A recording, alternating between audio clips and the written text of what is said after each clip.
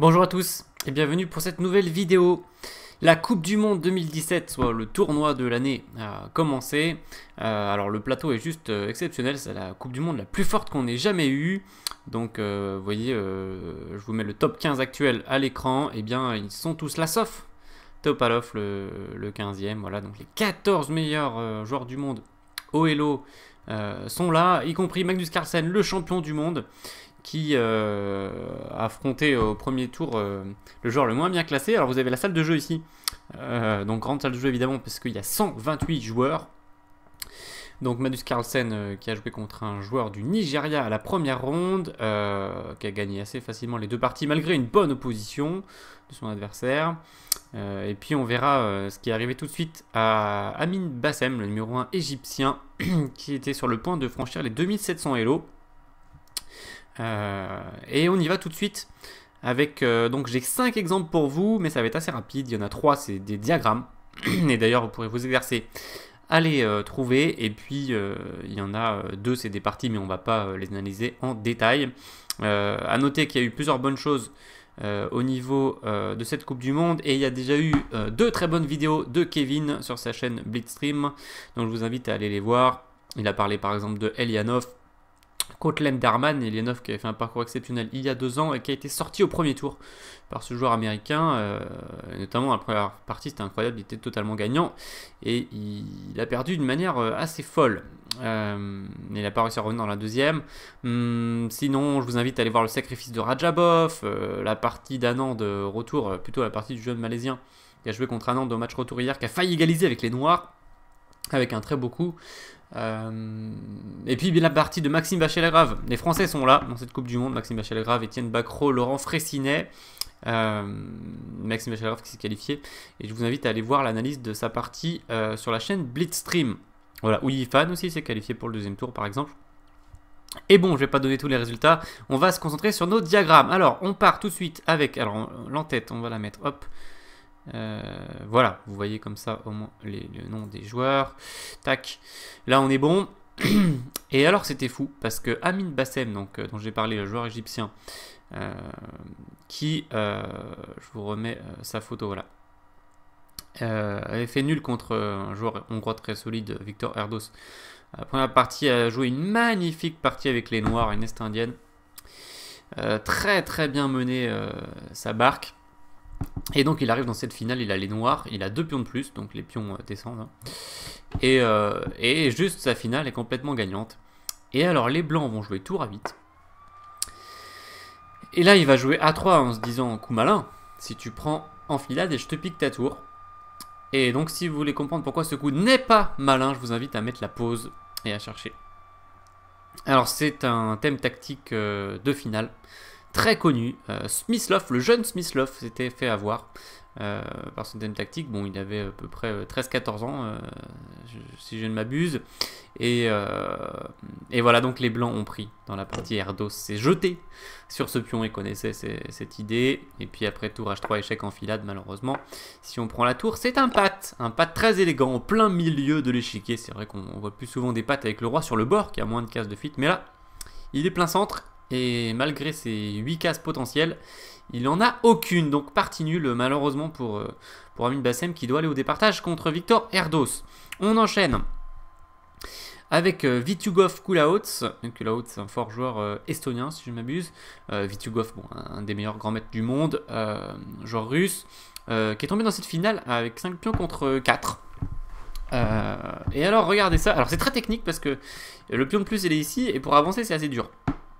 D'autant plus qu'on peut aussi avoir des problèmes avec ce pion, et on a le mauvais fou, donc c'est vraiment technique. Alors certes il a la tour en 7ème, mais c'est pas facile pour autant. On va regarder un peu comment il va manœuvrer. Il va manœuvrer pendant une vingtaine de coups.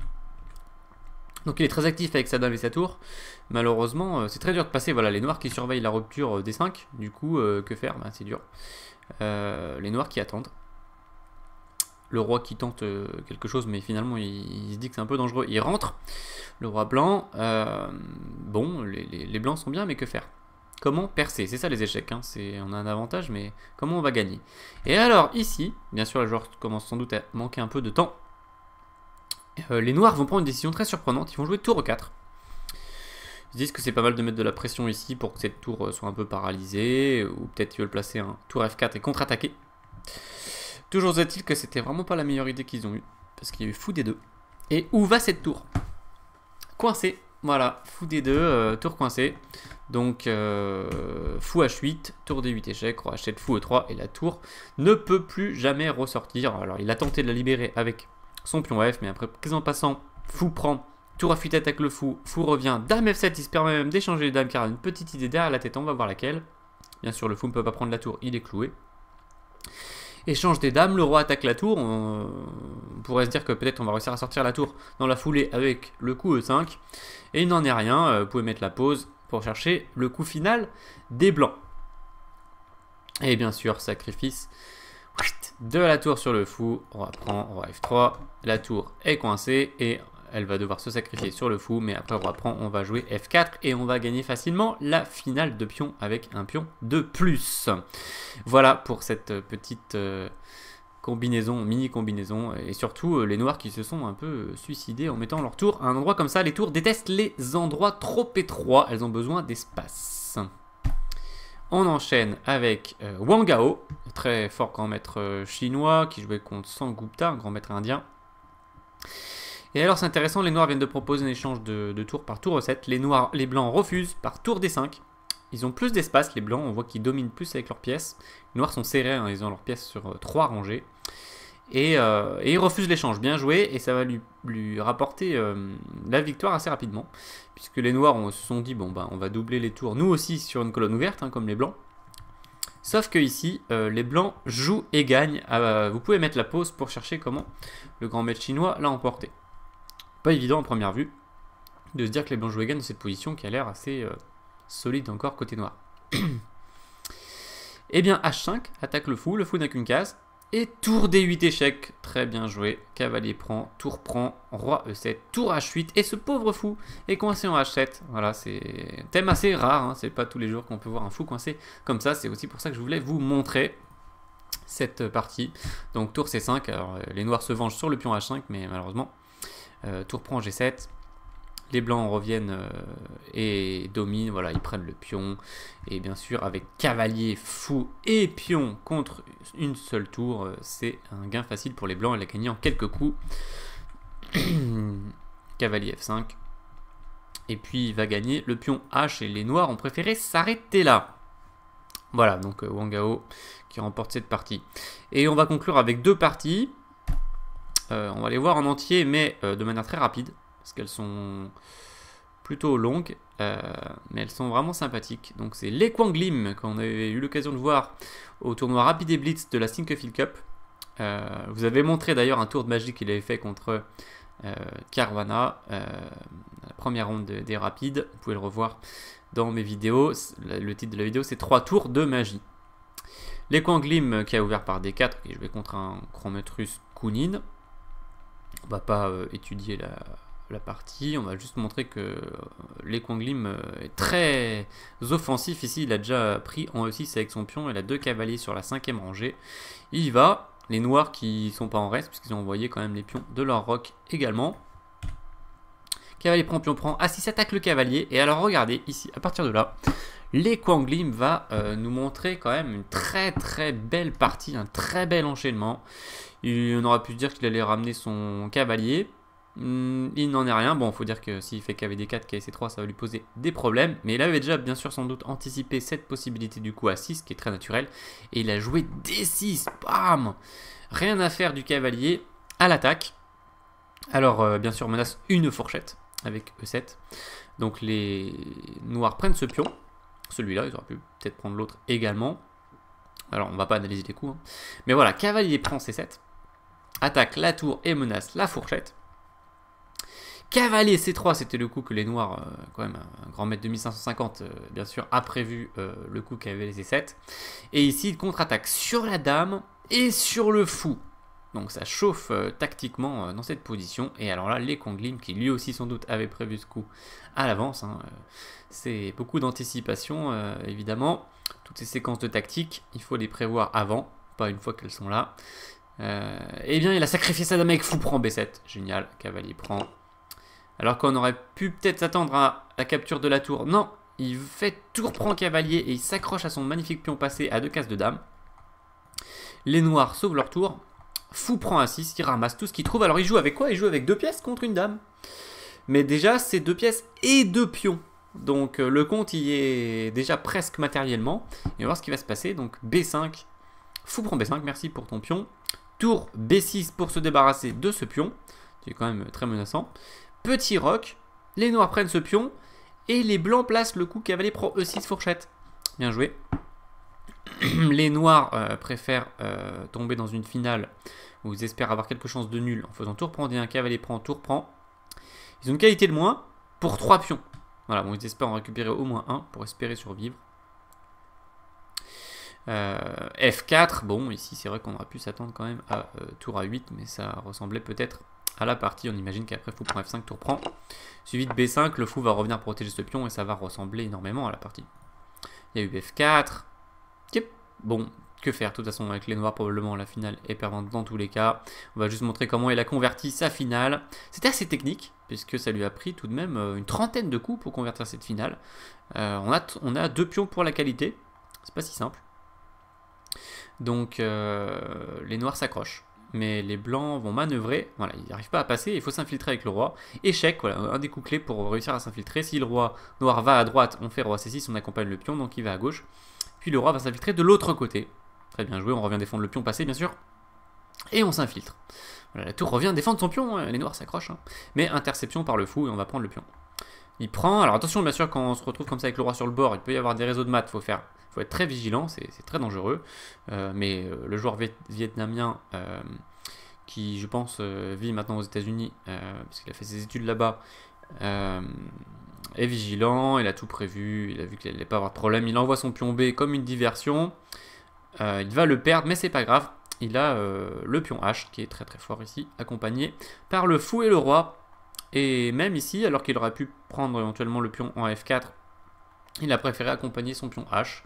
Les noirs qui savent pas trop quoi faire. Il y a eu tour C8 et il a fini par un joli fou C4 échec.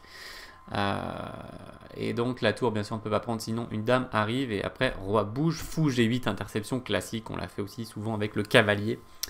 Très plaisante interception et la dame est imparable. Il y a eu encore roi F5, dame. Et puis ici, il a abandonné parce que même si son roi est potentiellement en patte, eh bien, il n'arrive pas à donner sa tour de façon satisfaisante. Voilà pour cet avant-dernier exemple et nous allons conclure avec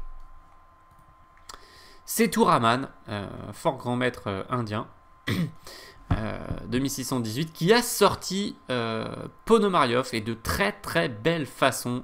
Alors on va pas analyser cette partie, ça prendrait, je pense on pourrait se faire largement une analyse de 1 heure sur cette partie en détail, tellement elle est fantastique. Mais on va juste la savourer, voilà, on va pas l'analyser, on va pas rentrer dans les variantes, on va savourer. Donc c'est une partie espagnole. Ruy Lopez. Les noirs n'ont pas voulu jouer un Gambit Marshall, ils auraient pu le faire ici avec D5. D4, les blancs réalisent leur poussée centrale thématique d'espagnol, ils prennent l'espace. Allez, on va pas rentrer dans le détail. Et alors regardez, déjà, mini combinaison, cavalier prend, puis on prend D6, bien sûr, le fou est coincé, on va récupérer le matériel. F4, le fou ne va pas s'envoler, pas la peine de le prendre tout de suite, et il veut jouer vraiment au centre. Cavalier s'en va, pion prend et récupère sa pièce, il prend en E5. Ici, Ponomaryov va jouer contre la structure, il peut pas prendre en E5 bien sûr, puisqu'il perd le fou en D7. Donc il va jouer fou C6, et les blancs s'accrochent à leur pion.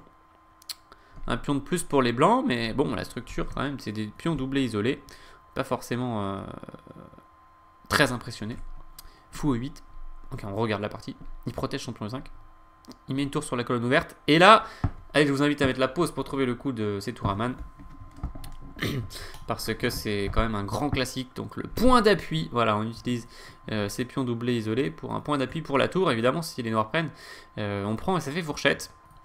Du coup, ça va permettre de doubler. Alors Ponomaryov, très malin, il veut casser encore la structure de l'adversaire. Peut-être que B3 est une option, il a décidé de prendre. Donc il se retrouve quand même avec une structure fantastique, c'est-à-dire des pions doublés isolés, ici doublé isolé, ici et un isolé. Mais il a beaucoup d'activité et il a quand même pris 2 pions au passage. Tour à 8 pour reprendre, il s'accroche. Voilà, il s'accroche à ses pions doublés isolés, hein, il ne veut pas les redonner. Cavalier G5 à l'attaque, menace mat en un coup, bon. Protégé par Ponomarev. Ponomarev qui a gagné une Coupe du Monde, hein, c'était au début des années 2000. Il avait battu Ivan Tchouk en finale. Il était très jeune, puisqu'il avait 19 ans. Donc peut-être même qu'ils étaient même pas révolus ces 19 ans, il avait encore 18 ans et quelques. Dame G4, cavalier prend 3. Fou D1. Cavalier B1, ok, le cavalier qui vient sur la case départ de son homologue, ça c'est amusant. Elle attaque le pion quand même, attention, cavalier H4, et ici voilà, Setouraman part à l'attaque, il menace du cavalier F5 très fort bien sûr. Tentative de défense de Ponomarev, il ne se laisse pas détourner de la colonne G, cavalier prend C3, attaque la tour, cavalier F5, attaque la dame, prise en D5, sacrifice de la dame de la part de Ponomarev en cas de prise. Cavalier prend, eh bien on se rend compte quand même qu'il y a du matériel pour les noirs contre la dame et peut-être que l'attaque blanche s'essouffle un peu. Bon, position très intéressante. Et de manière encore plus intéressante, Setouraman n'a pas voulu cette dame. Non, non, je ne veux pas de ta dame. Il a préféré prendre le cavalier en D5 qui attaque ce cavalier. Cavalier bien sûr qui est occupé à défendre le mat. Donc dame D7. Ici, il aurait pu prendre en E6, mais non, il joue pour l'attaque fou H6, magnifique. Bon, en cas de dame prend D5, il va y avoir une catastrophe. Bon, déjà, dame prend D5, en fait, c'est peut-être une catastrophe sur G7, mais déjà, une fourchette royale, c'est gênant. Roi H7, fou prend G7. Donc, il est en train de démolir totalement le roc des noirs. Tour G8, Ponomarev, quand même, un joueur ultra coriace, ultra dur à battre. Et vous allez voir ce qu'il faut faire quand même pour le battre dans cette partie. C'est Setouraman qui attaque très très fort. Il joue avec une qualité de moins. Fou C2, oh, alors c'est super compliqué. Il y a le cavalier qui est toujours à moitié en prise, mais il joue sur le roi. Une menace ici, un coup rigolo comme cavalier quelque part. Il y aurait mat très rapidement. Donc tour prend à 2, attaque le fou. Attention quand on fait une découverte, si on a la pièce en prise, ça peut mal se passer. Il l'a fait quand même, cavalier H6 échec. Attention, regardez, il y a presque mat. Mais tour prend C2. La découverte semble avoir échoué. Il prend la tour. Et il menace la fourchette royale. C'est la pointe.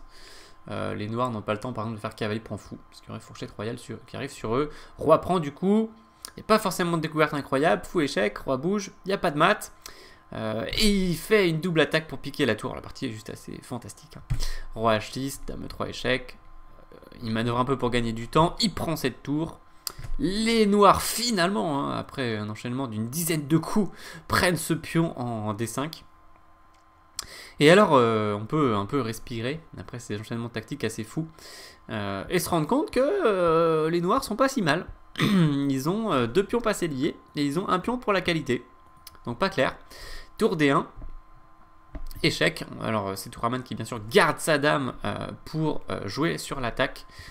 Sur le roi, attaque sur le roi, dame F2, voilà, il veut pas échanger, il rentre sa tour, H4, menace, coup malin, fou G5 échec, gagne une dame car le cavalier serait alors cloué, dame G4, tour B6, il veut pas trop que les pions avancent, c'est normal, dame G3, attention à des ventes échecs, infiltration, si le fou s'en va, et eh bien ma foi, tour H8, ce serait tout simplement un échec et mat, donc cavalier D4, contre-attaque, de Setouraman, attention on ne peut pas forcément jouer la dame n'importe où, dame E4,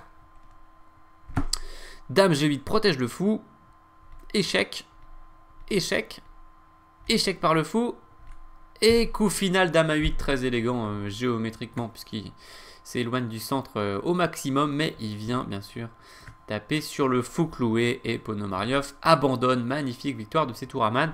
Ici, et voilà pour ces exemples qui sont tous issus de cette deuxième journée de la Coupe du Monde qui a eu lieu ce lundi.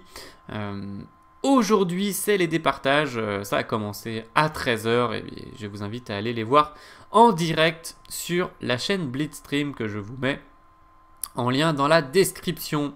En direct ou en différé d'ailleurs. Vous le retrouverez bien sûr en différé. Intéressant également à suivre des partages. Après coup, on peut revivre l'action. Et je vous dis à très bientôt pour la suite de cette Coupe du Monde passionnante. Ciao!